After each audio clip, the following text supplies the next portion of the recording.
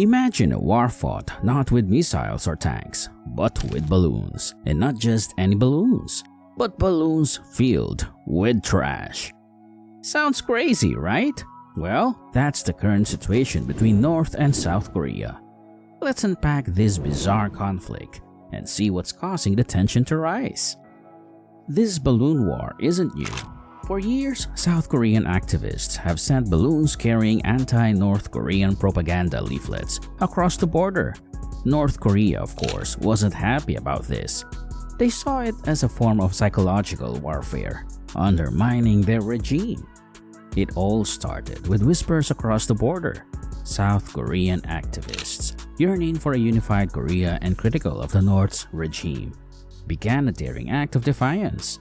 They filled balloons with leaflets containing news from the outside world, stories about human rights and the freedoms enjoyed in the South. These balloons, carried by the wind, drifted across the heavily fortified Demilitarized Zone, or DMZ, and into North Korea. Imagine the scene on the other side. North Koreans, used to a tightly controlled media landscape, suddenly saw these colorful balloons carrying forbidden information. Some citizens, particularly those living near the border, would risk getting caught to collect the leaflets, desperate for a glimpse of the world beyond their isolated nation. The North Korean government, of course, was furious. They saw these leaflets as a blatant attack on their authority, a way to sow discontent among their people. They denounced the leaflets as filthy flyers and threatened retaliation. Tensions rose, and the fragile peace on the peninsula seemed even more precarious. The response from North Korea was as unexpected as it was bizarre. One morning, South Korean border guards spotted a curious sight: dozens of balloons, not carrying the usual messages of defiance, but overflowing with trash. Yes, trash. Plastic bottles, food wrappers, even used tissues. The North Koreans had launched a full-scale trash offensive.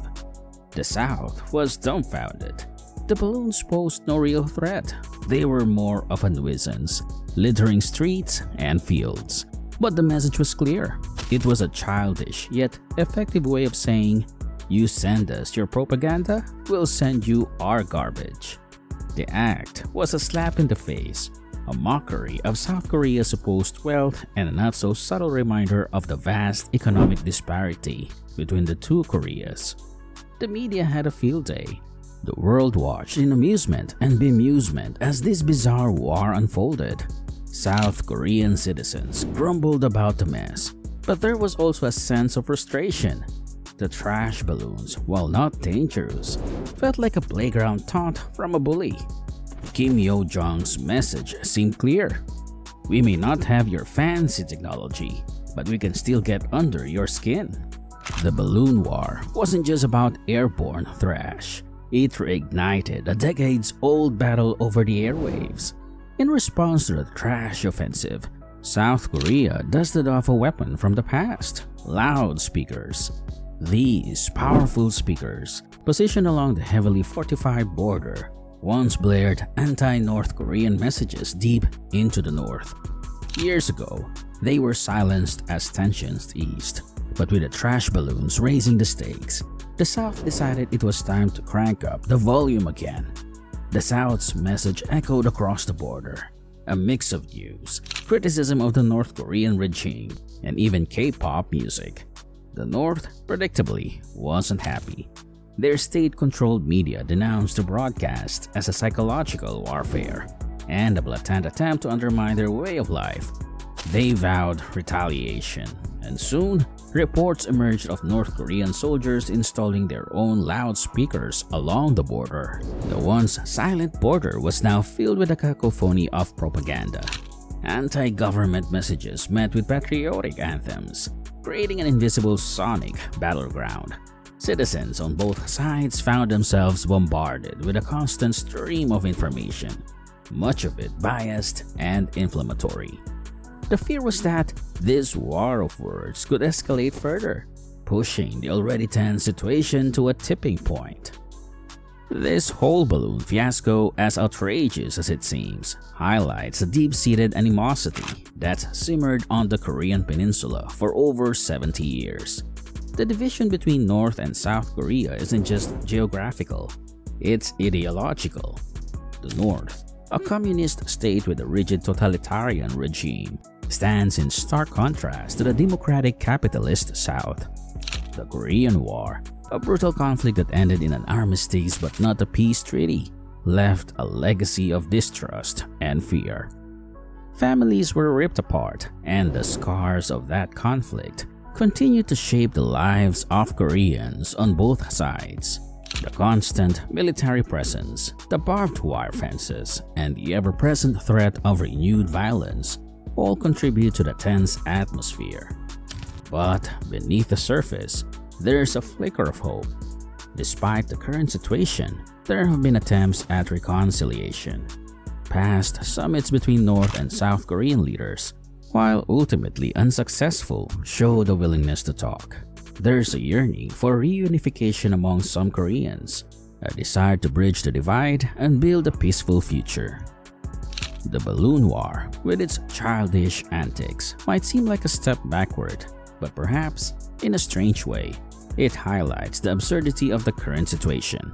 Wouldn't it be better for both sides to focus on building bridges, on finding common ground, rather than throwing figurative and literal trash at each other? So, how do we break free from this cycle of childish taunts and escalating tensions? Experts point towards diplomacy as the only real solution.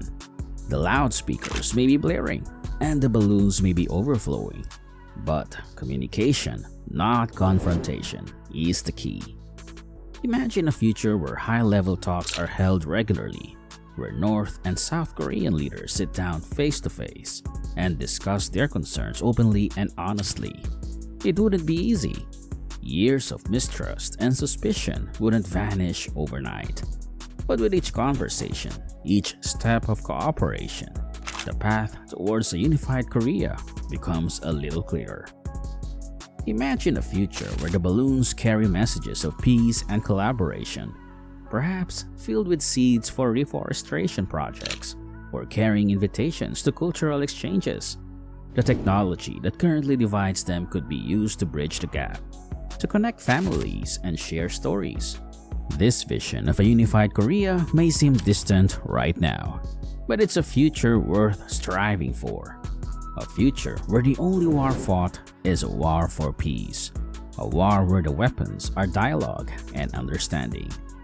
The bizarre balloon war might be a reminder of the challenges that lie ahead, but it can also serve as a catalyst for change. It's a chance for both North and South Korea to choose a different path, a path towards reconciliation and a brighter future for all Koreans. Share your thoughts in the comments below, and if you like this video, click the next one shown on the screen. I'm sure you'll like it. Thanks for watching.